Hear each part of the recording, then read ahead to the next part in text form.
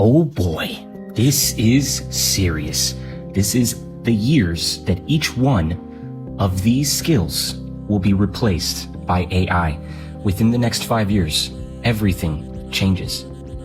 For every single person that is in one of these categories, drivers, doctors, surgeons, coders, teachers, lawyers, artists, factory workers, soldiers, you will all be looking for a new career in less than 10 years. Coding is the first in line, and that's in 2028. It will be completely obsolete. One of the highest income skills erased within just a few decades. Most of this can already be done by AI. Everything here is already capable of being done by AI. We just have robotics that is behind, but not for long. To put this into perspective, drivers is 12 million, doctors is 1 million, and all the way down this list, we are seeing the United States erase the potential of 37 million jobs. Now, this is at the same time that we're going through the crossover. The population changes from having more births than having more deaths. Right at that same pinnacle moment at 2033, where AI has now taken over all of those careers and that 37 million people lose their jobs. So you have 37 million people in the United States losing their jobs. And at the same time, over the next 9 years, you have 30 million people passing away. This is what they call the tipping point, or what others call the crossover. But now let's do globally.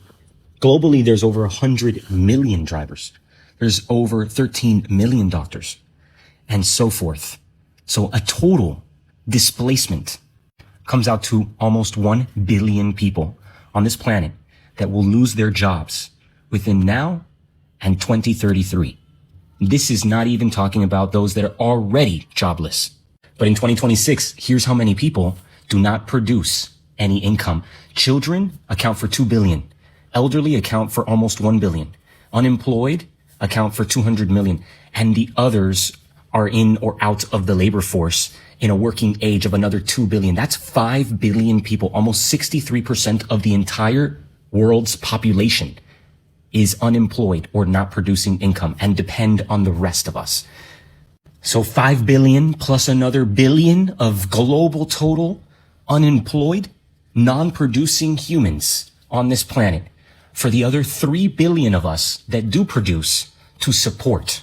But in 2026, there's 60 million millionaires today that support roughly 5 billion unemployed or non-producing humans. This support comes from not just taxes, but it comes from building businesses, running their investments, and giving opportunities to the masses.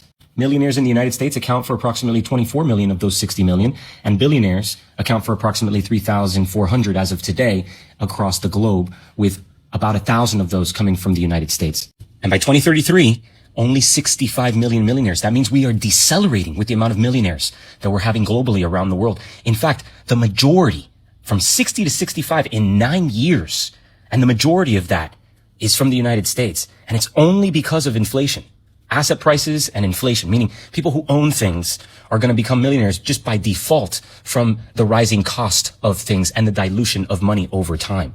But if you look at this list again, I want to remind you, do you see here anywhere where it says that investors are being replaced, that real estate owners are being replaced, that physical business, service-based business owners are being replaced? Nope. Why? Because you can't replace those things with these technologies. You cannot replace a bathroom. You can't replace a kitchen. You can't replace the water or the shelter that somebody needs. This right here can be replaced. All these people have to relearn something new in the future. It is in your best interest, if you are in one of these categories today, to start learning how to invest. So that way, when the time happens and the flippening takes place, you're prepared to keep receiving income. Maybe not from private rents, but from universal basic income payments that come from either a Section 8 or an affordable housing voucher that the government's stepping in to pay you to provide a service to all of these people that no longer have the income to be able to maintain a good, affordable home.